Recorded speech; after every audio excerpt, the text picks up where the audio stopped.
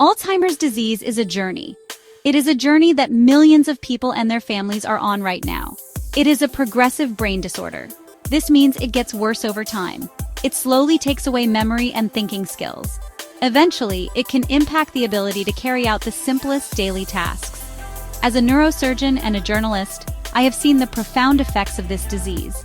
It changes not just the person diagnosed, but everyone around them. This is where occupational therapy, or OT, plays a vital role. Imagine your brain is a bustling city.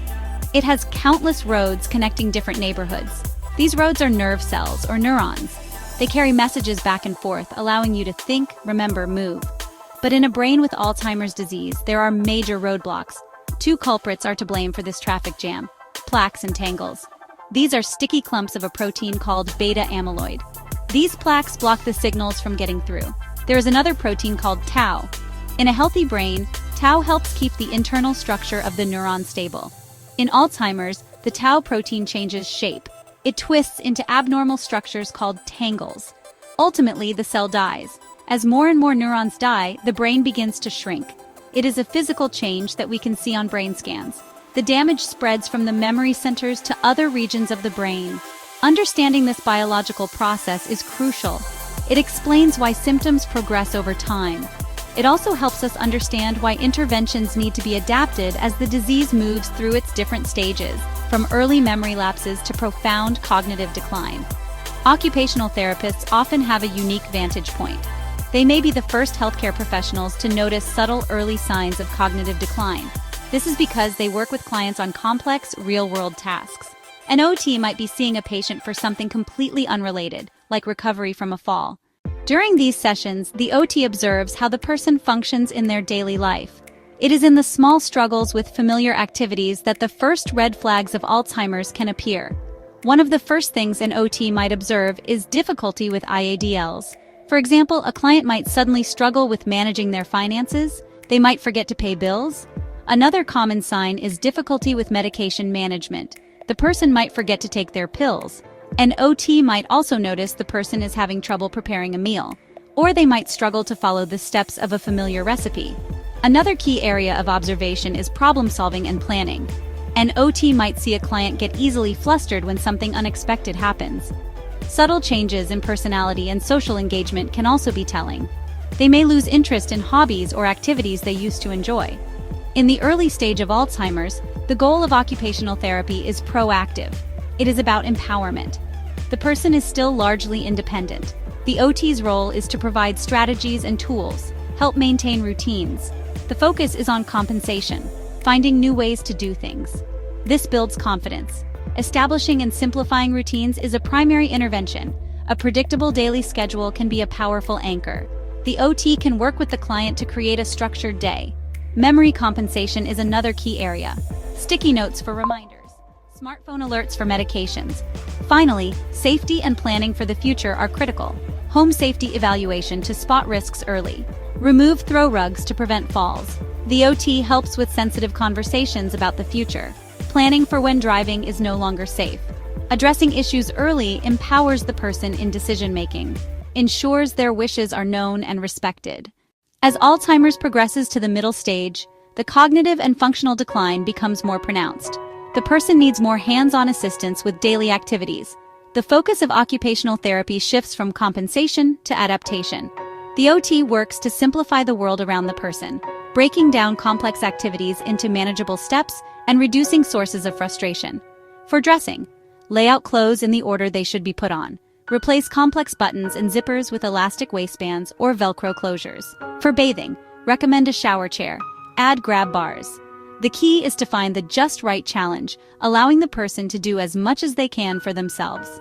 Environmental modification becomes even more critical in the middle stage. An OT can help create a calm, safe, and familiar environment. Use high contrast colors for important items, like a toilet seat. Add simple picture labels on cabinets and drawers to help the person find things independently. Managing behavioral symptoms is another core role for the OT in this stage. Agitation, wandering, repetitive behaviors.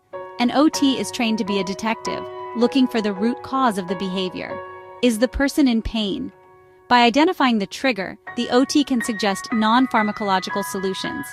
In the late stage of Alzheimer's disease, the individual experiences severe cognitive and physical decline and are completely dependent on others for all aspects of care. At this point, the focus of occupational therapy shifts dramatically, preserving dignity, providing comfort. A critical intervention is proper positioning and contracture management. They can teach caregivers how to use pillows and wedges to support the body in a comfortable and safe alignment. Sensory stimulation becomes a primary tool for communication and comfort. This might involve playing familiar, calming music from their youth. It could include tactile stimulation, such as gently massaging their hands with scented lotion. Supporting the caregiver is paramount in this stage. An occupational therapist can provide practical training on safe transfer techniques to prevent injury to both the caregiver and the person. They can still feel love, comfort, and care. No one can navigate the complexities of Alzheimer's care alone. It requires a dedicated team, but their effectiveness is magnified when they work in close partnership with others. Family physicians, nurses, speech therapists. The family is the most important member of the care team. They are the experts on the person with Alzheimer's. Their personality. An occupational therapist must build a strong, trusting relationship with the family from the very beginning. This starts with active listening.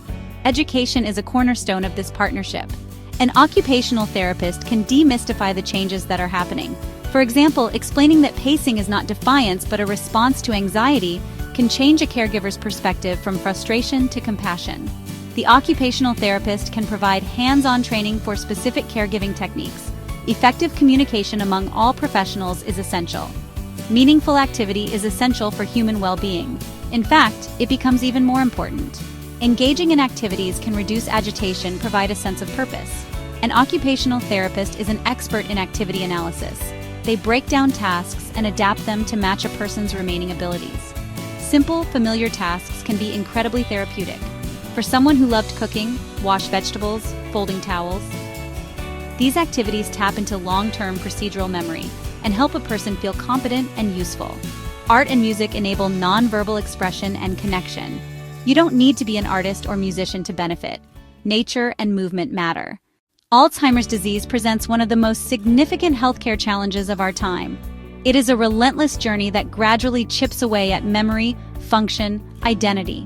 In the face of such a formidable disease, it can be easy to feel a sense of hopelessness. However, it is precisely in this landscape that the profound impact of occupational therapy shines through. Occupational therapists offer more than just exercises or equipment. They offer a philosophy of care rooted in hope, dignity, the unwavering belief in the value of every individual, regardless of cognitive ability. The role of the occupational therapist is to illuminate the path forward. Who look at the person, not just the diagnosis. They see the retired teacher, the loving grandparent, the avid gardener. They work tirelessly to help that person hold on to those cherished roles for as long as possible.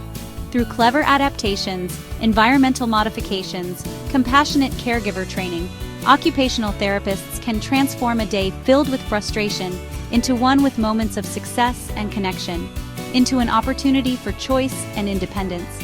This message of hope is not based on a cure. It is based on care.